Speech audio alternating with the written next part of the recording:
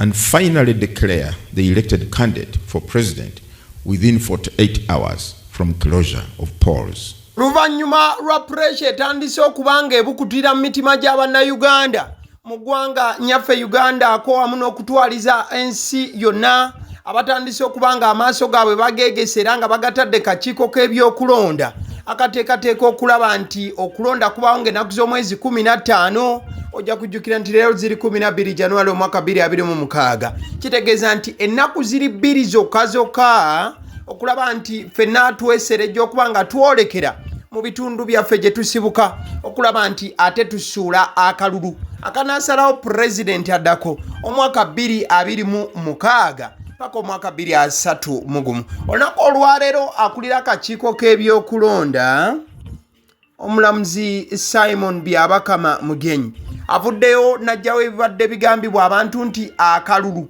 bwe kanaamaliriza okuba nga kalondebwa tuli baakulinda okumala ennaku 4 okuba nti tufuna rizaati oyo anaaba awangudde. Agambye nti bino si bituufu era annyonnyola nti mu ssaawa 48 zokka bwe ziti.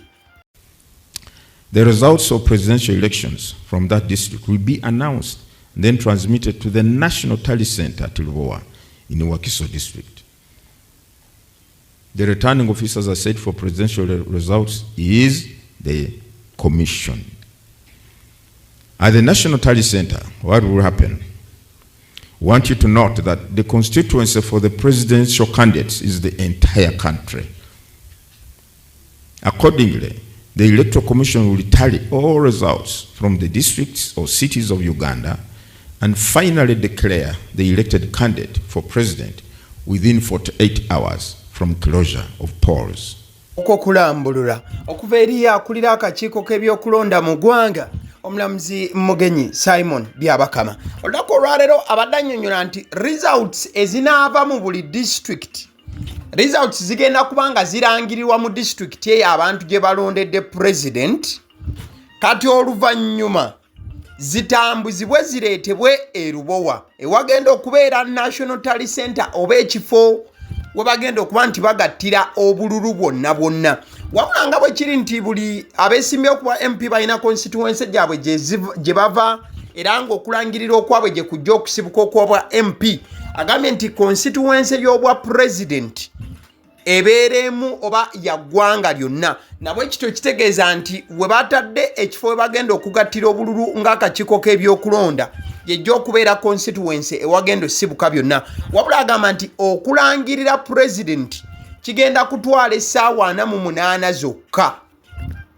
Bwe bagamba essaawa 48 baba bategeeza nti 24 hours emirundi 2 nti afazaali kisobola okutwala ennaku 2 zokka. Kati we tuba tugenda londa olunaku olwokuna tuyinza otuuka Saturday nga tumaze okufuna ani president wa Uganda oba ontegeera bulungi. Mukadde kamu annyonnyola n'agamba nti an agent who is authorized to be at a polling station should not be abducted or arrested.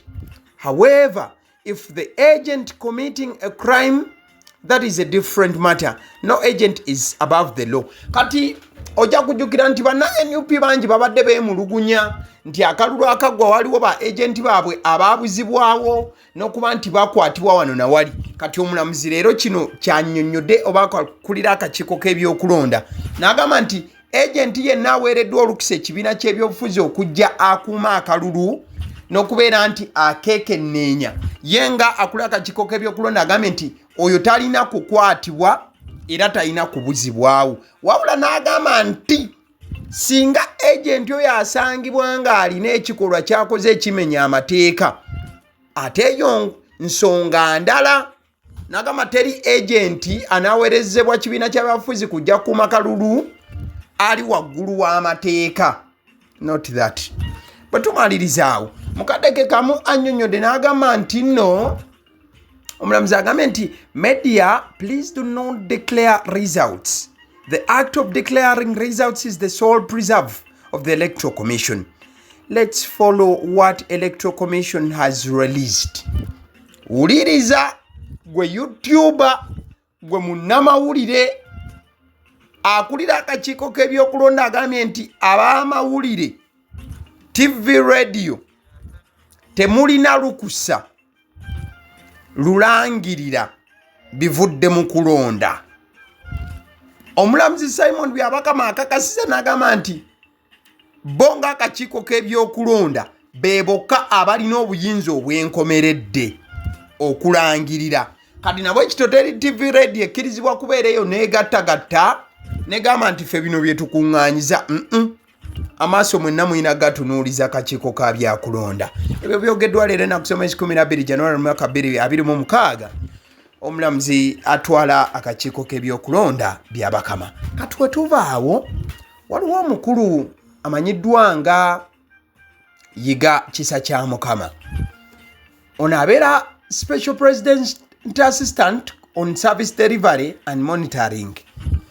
Oba wandigamba nti yakwasaganya ensonga tumuyite kale Special Presidential Assistant on Service Delivery and Monitoring, nti ayambako President Museveni ku nsonga z'okutuusa delivery oba service delivery eri abantu n'okuba nti yeekenneenya wano na wali muyambi wa President mu layini eyo.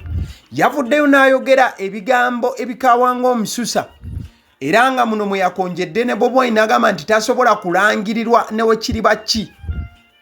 Sooka owulirize. If we don't have mandate to remain at the polling station, you'll be there like a dormant people. Vote and go home. You will not count the votes. You will not see even the votes you are going to count. Their machines are going to count the votes. So what are you going to be keeping? I saw some old woman, even some old man. For us, we shall vote and remain there and vote.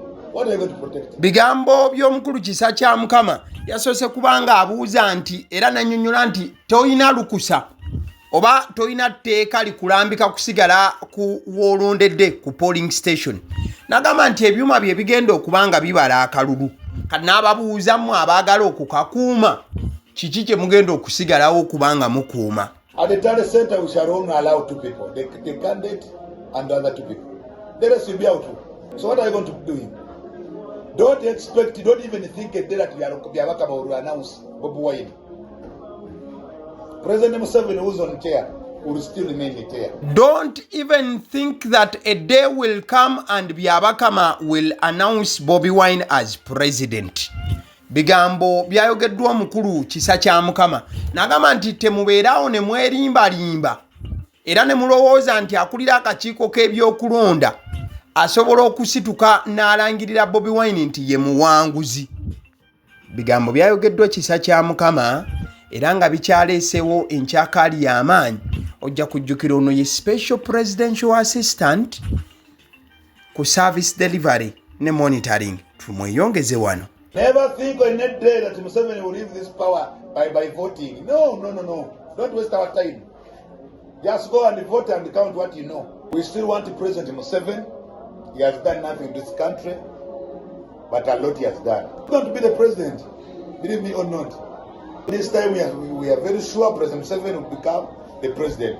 And actually voting, if you can't take me away, me, the Kisakyamukama who's to be an SPA. What about the president? If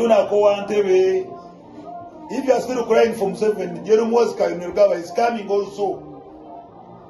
After Museveni, General Mosca in Uganda is coming. Are you going to kill each other? You shout and shout, whoa. You shout and shout, whoa. Abadde agamba nti muwogana ne mubeera nga muwogana. Agambye nti temulowooza nti President Museveni ajja kuva mu ntebe nga muyita mu kalulu. Bigambo bya Kisakyamukama. Era n'agamba nti bo bakyayagala President Museveni abeerewo. Era n'agamba nti ye olaba ye Kisakyamukama temusobola kumuggyawo. Kati ate mutandika muti okulowooza nti musobola okuggyawo President Museveni. In fact agambye mwe mubanga mubadde mukyatunuulira President Museveni ye nga Kisakyamukama abasaasidde olw'ensonga nti ne CDF w'eggwanga General Muhoozi Kainerugaba mu bbanga eritali lyawala naye ali mu kkubo ajja. Kati n'abagamba Kisakyamukama nti mubeerawo nga mugenda muwoowola nga mugamba wo. Kekoko owulidde abadde ayogera. Wabula ebigambo bye bino abadde nga ateeka ebbwa omunnyo mu bbwa lyabo abali ku side ya struggle n'okulaba nti batakaba n'okulaba ng'entebe y'eggwanga edda mu mikono gyabwe. n'obuyinza okudda mu mikono gy'abantu nga bwe kizze kyogerebwa ebbanga lyonna ababeegwanyiza entebe y'obwa pulezidenti. Bwe tuba nga tuli awo tukyatunuulira naddala essaawa zino ezisigaddeyo oba ennaku ezisigaddeyo okulaba nti nno bannayuganda boolekera okuba akalulu. Ku screen gw'olaba ye mukulu omu ku bakulu mu poliisi, Director of Operations AIGP Mwesigwa Frank.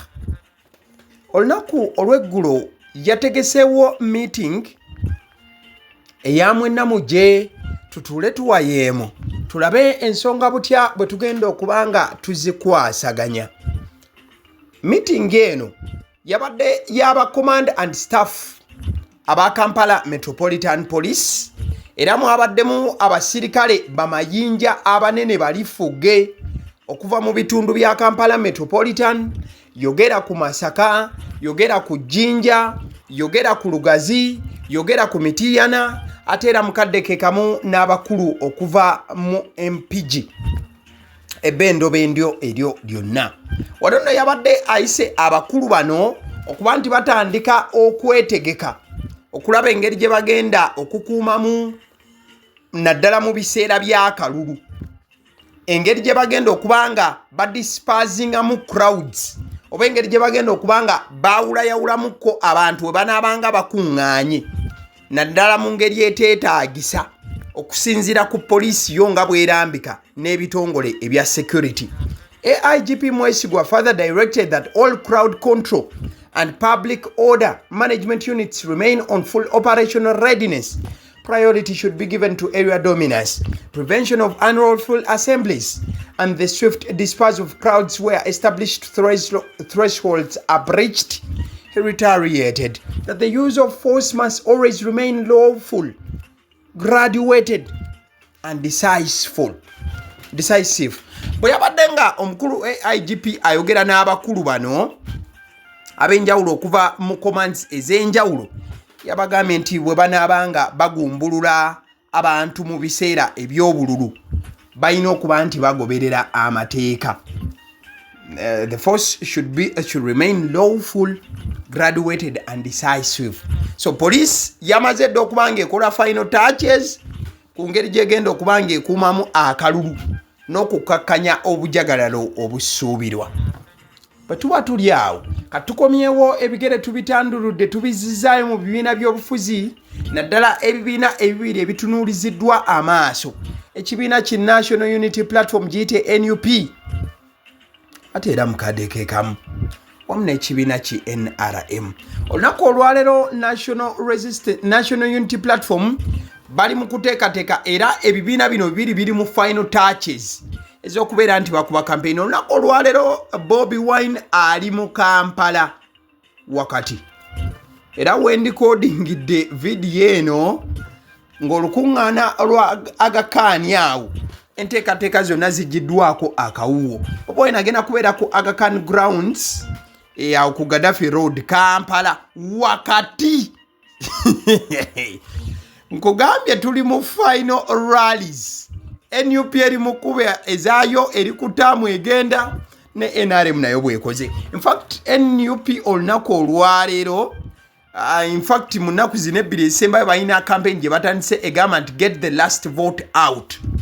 Bakunga bana NUP bonna buli aliyo ng'oyagala enkyukakyuka osituke ogende nnyumba ku nnyumba genda ng'okonkona ku buli luggi buli avaayo ne bw'aba tavuddeyo wabula n'akoola n'agamba nti wuuwi ng'eddoboozi omuwulira nti mwali munda mugambe nti ensonga eri emu.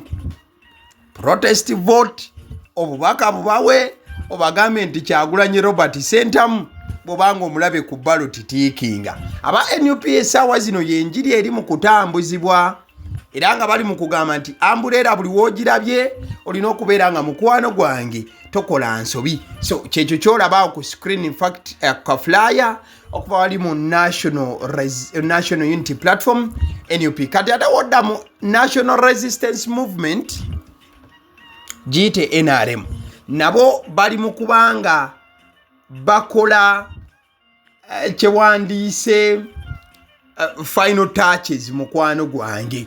yes olunaku olwaleero in fact batandise dde okubanga batuuka wali we balina okubanga batuuka olunaku olwaleero the NRM bali wali Bukonzo East yes bali bitundu bya Kasese President Yoweri Kaguta Museveni gyagenda okubeera olunaku olwaleero nga bali nkugambye essaawa zino bali mu keetereekerero bali mu kola final touches President Museveni agenda kubeera Kasese in fact nalabye agenda kubeera Bukonzo East saawa 5 abaddeyo as I'm recording this video ate oluvannyuma saawa 9 agenda kubanga ayolekera Busongola North yes saawa 9 ajja kubanga ayolekera Busongola North side yawo abalabe butya bwe bagenda okuba nti bakwasaganya ensonga in fact nabo nga bwe nkulaze NUP bo bali mu kukonkona nju ku nju bwe bagamba aliyo nti munnange gy'oli munnange teweerabira okuba nti owa Kyagulanyi Robert Ssentamu akalulu kati ate n'aba NRM bo kye bakoze kye bayise the longest online rally era nga bo bakozesa mutimbagano bakozesa page z'aba bloggers ab'enjawulo okubeera nga batambuza enjiri ya President Museveni n'okuba nga bagamba bannange kati anti mukimanyi tuli mu mbeera ya protecting against zaffe kati bw'otalonda mwami Yoweri Kaguta Museveni n'omuwa kalulu obeera osudde kubanga ono ye mukulu Saabalwanyi aliwo okulaba nti protecting against bannange kati saawa ya protecting against zaffe in fact nalabyeko mwana lwezi ge wayita Barrister Timaawo osajja nga mukambwe agamba against ajazze protectinga byebyo Nina Rose nabadde wano ku YouTube channel yagaliwo ku lunaku olw'Essande ennaku z'omwezi 11 January ne mbagamba nti Nina Rose yabadde agobeddwa mu ngeri yabadde eweebuulwa okusinziira ku ye Bakra avuddeyo n'awandiika ekiwandiiko ekiwa obujjuvu bangi babadde bamusalira omusango nti ye yeetwala era bangi babadde bagamba lwaki gye batakuyise ogendayo gye batakuyise kiki ekiba kikutwalayo Nina Rose avuddeyo na coming out clear nagamba nti I was invited here and by law were supposed to campaign here agamba nti awe mwamulabye bamugoba Nina Rose yannyonnyola n'agamba nti yabadde ayitiddwa era yabadde alina okubeerawo mu mateeka wabula abasajja ne bamuhandolinga bubi okakana nga bamufulumizanga mumenyi w'amateeka tugende mu kasports katono bwe kati tugalewo emboozi eno oba tugalewo video eno 20 years after the statement that was made by Arsene Wenger. He talked about the introduction of VAR. Manchester United have definitely rightfully become the mid-table team as Arsene Wenger predicted almost 20 years ago. Omusajja gwe bayita Arsene Wenger ebiseera bye yali nga akyali omutendesi ku tiimu y'abanafu aba Arsenal yavaayo n'abaako statement gye yakola n'agamba nti we need video replays. United would be mid-table if officials had the benefit of them. Kati omukulu yavaayo nga yeemulugunya ku ngeri Manu gye yawangulangamu emipiira egimu n'okubeera nti yalinga agamba nti Manu eno abalefali baalinga bawewa balinga olumu bawewa ne bagireka kati ng'agamba nti singa banaaleeta video replays Manu eyo eyinza omaliriza nga ttiimu ya kibogwe era ng'ebeera wansi awo mu nnamba lujega wakati mu ttebaawo mu kya 10-11 n'ebiringa ebyo. Amazima bangi batandise okugamba nti okuva VAR bwe yajja Manu ebintu byayongerera ddala okubijja era bagamba nti Arsene Wenger yandibanga wano abeera Arsene Wenger lwakuba engeri gye yali ku Arsenal tumuyita Arsene Wenger nti omusajja oyo engeri gye ya predictingamu n'agamba nti Manu eyo we balireeta replay za zikamera Manu ebintu biyinza oba ebibi bangi kati batandise okugamba nti Arsene Wenger yali nabbi ekituufu Manu ebintu tebitambula bulungi olunaku lw'ekyo Brighton yagikonkonye eddiba era gwaweddemu 2 nga obi waabwe mwana mulenzi oyo Danny Welbeck kati ali ku Brighton yaba sensible goal kale nzikiriza nkutegeze ku bannaffe aba Honey Bites bagamba nti bo omulimu gwe bakola gwa kukolera byakulya eby'abaana abadda ku masomero. Bwe tugamba abaana abadda ku masomero saabo bokka abadda ku masomero wabula n'ababeera ewaka balina package ey'ebyokulya eby'abaana mu line efaananako bw'etyo. Gwe bakubire bukubizo bagambe njagala package y'ebyokulya by'abaana abali ku masomero oba abaana abalya ebyokulya. Balina ebyokulya yogera ku daddies, yogera ku binyeebwa, amawogola, yogera ku bagiya, yogera ku cupcakes, yogera ku donuts. Osobola okubafuna ku 0709 78 75 08. Ate era mukadde ke kamu bw'oba oyagala ku pizza size yonna era namba y'emu. Ate era mukadde ke kamu bakola ne cake eza buli mukolo babayita aba honey bites.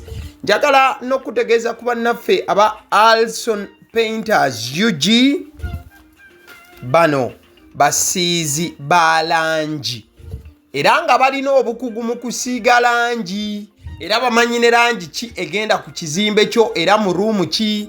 Tebasobola kuddira langi yandigenze mu kisenge ate ne bagisiiga mu ddiiro ey'omu dining ne bagisiiga mu kinaabiro. Nedda, Alson Painters UG omulimu gw'okusiiga langi bagukugukira ddala. Basiiga ebizimbe okuviira ddala ku ruumu emu paka ku makalina n'amakalina.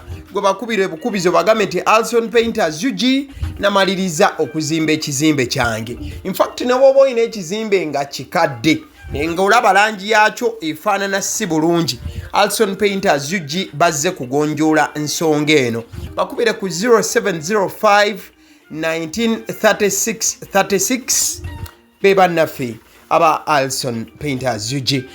Aba Sedi Omusunsuzi lyerinnya eryange yenze aba Sedi Omusunsuzi. Yenze atuula emabega w'omuzindaalo buli lunaku era ly'eddoboozi ly'owuliriza ku mukutu guno aba Sedi Omusunsuzi ly'eddoboozi eryo era ng'omukutu kwoli gwe guno ogwagaliwo. Nagamba nti information yonna gy'olaba ku channel eno tetugattamu kintu kyonna ate tewali kye tutoolamu. Information nga bw'eba eyingiddewo ffe bwe tugikwata ne tugikuwa. Kati gwe omulabi n'osalawo ki eky'okukozesa information eyo. Kati ky'ogenda okukola mukwano gwange bw'oba omaliriza okulaba vidiyo eno, likinga, commentinga ki ky'olowooza, mukadde ke kamu subscribinga bw'oba nga omukutu guno oli mupya. Ate era mukadde ke kamu sharingira mikwano gyo girabe vidiyo eno ate ne videos endala ku mukutu guno. Agaliwo YouTube channel, mwebale kutulaba.